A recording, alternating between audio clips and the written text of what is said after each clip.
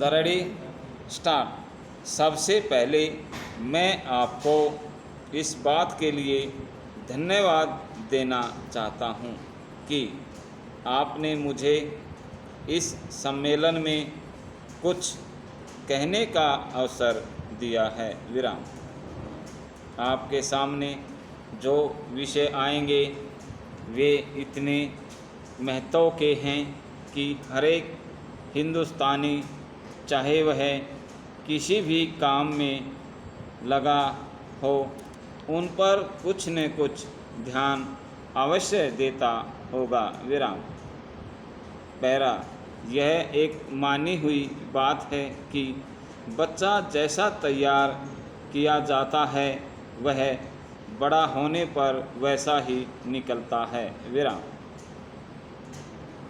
शिक्षा का काम यही है कि उसको अच्छी तरह से सुलझे तरीके पर तैयार करे और उसको इस योग्य बनाएं कि उसे जिस किसी भी काम में लगाया जाए वह उस काम को कुशलता और सफलता के साथ पूरा कर सके। विराम। हमारे देश में जो शिक्षा पद्धति अभी तक जारी है वह नई नहीं है, बल्कि यदि मैं यह कहूँ कि वह 125 वर्ष पुरानी है तो गलत नहीं होगा। विराम। 125 वर्ष पहले जिस उद्देश्य को सामने रखकर यह शिक्षा पद्धति जारी की गई थी वह उद्देश्य अब नहीं रहा, पर शिक्षा पद्धति अब तक लगभग वही है। विराम। मैं मानता हूँ कि इस बात का प्रयत्न किया जा रहा है कि उसमें परिवर्तन किया जाए जिससे हमें अपनी आवश्यकताओं की पूर्ति में सहायता मिल सके। विराम। जहाँ तक मुझे मालूम है कि इस काम में अभी तक हम सफल नहीं हुए हैं। विराम। मैं तो शायद यह भी कह सकता हूँ कि उस शिक्षा पद्धति को बदलने में जो प्रयास किया जाना चाहिए था वह अभी तक नहीं किया गया है। विराम। पैरा।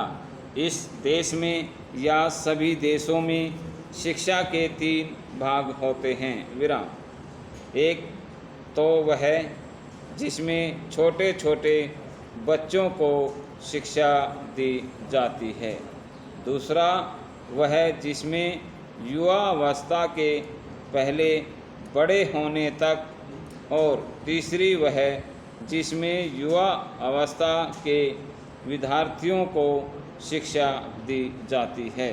विराम। इन तीनों भागों की शिक्षा पद्धतियाँ अलग अलग हैं, परंतु वे एक दूसरे से मिलती जुलती होती हैं और एक से दूसरे में जाने में कोई कठिनाई नहीं होनी चाहिए। विराम।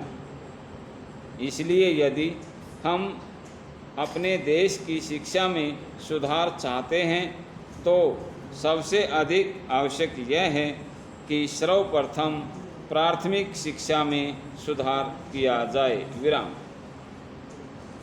उसके बाद माध्यमिक शिक्षा और विश्वविद्यालय के स्तर की शिक्षा में सुधार किया जाना चाहिए। विराम।